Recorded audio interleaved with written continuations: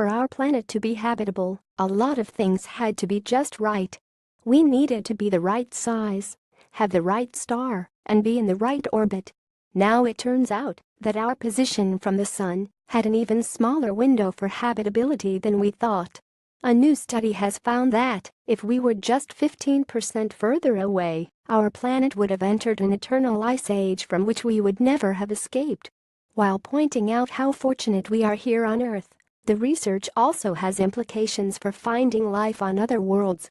We find that planets with Earth-like characteristics orbiting a sun-like star may never be able to escape from a glaciation era if their orbital distance is greater than 1.27 astronomical units AU. 1 AU is the distance from Earth to the Sun, the researchers led by Sorbonne University in Paris wrote.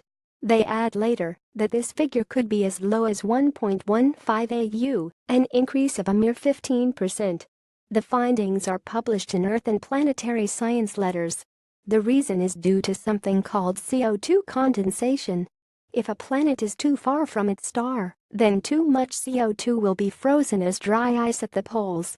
This prevents a planet from experiencing a greenhouse effect, and so it never gets warm enough for deglaciation. Note that this paper only looked at Earth-like worlds around Sun-like stars, ones with a similar size, mass, and orbit to our own planet. Other planets like Mars are mentioned, but not focused on. Despite orbiting at 1.5 AU, we think it has been warm enough to support liquid water in the past. As for Earth, this study really highlights just how lucky we are. Just a small increase in distance would give us permanent CO2 ice caps, limiting the amount of CO2 in the atmosphere. If a planet has significant water cover, the results are even more dire. Within just 10,000 years, CO2 can be buried beneath water ice, being trapped forever and unable to contribute to deglaciation.